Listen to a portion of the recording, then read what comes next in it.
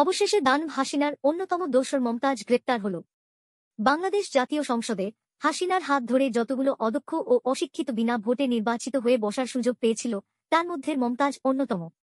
13 মে মঙ্গলবার গভীর রাতে ধানমন্ডির স্টার কাবাবের পাশের একটি বাড়ি থেকে মমতাজ গ্রেপ্তার হয়। গুজব রয়েছে 5ই আগস্ট খুনি হাসিনার পলায়নের পরপরই মমতাজ এতদিন উক্ত বাড়িতে আত্মগোপন অবস্থায় ছিল। গোপন সূত্রের মাধ্যমে খবর পেয়ে আইন শৃঙ্খলা বাহিনী তাকে গ্রেপ্তার করে। মানিকগঞ্জের হরিরামপুর উপজেলার বন্যা নিয়ন্ত্রণ বাঁধ নির্মাণে মমতাজের প্রায় 100 কোটি টাকা অবৈধভাবে আত্মসাতের অভিযোগ রয়েছে।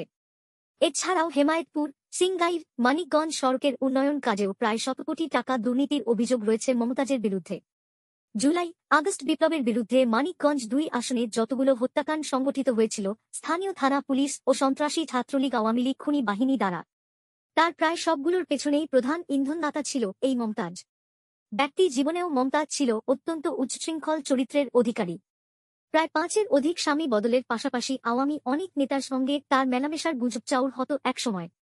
রাস্তার ফকির থেকে গান গেয়ে ও ভিক্ষা করে চলা মমতাজ একসময় জনপ্রিয় হলেও লোভ, লালসা, চারিত্রিক অধঃপতনে পড়ে আওয়ামী সন্ত্রাসী গোষ্ঠীর মাধ্যমে রাজনীতিতে সুযোগ পেয়ে মূলত খুনি হাসিনার পাঁচাটা সহযোগীতে পরিণত হয়।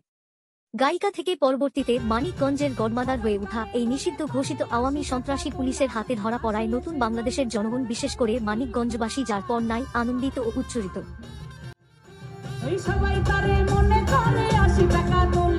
সমস্ত ভালো কাজ, উন্নয়নের কাজ শেখ হাসিনার মাথার থেকেই আসে, আর উনারা আসছে সারা জীবন ভরে ওটাকে মুছে ফেলার জন্য।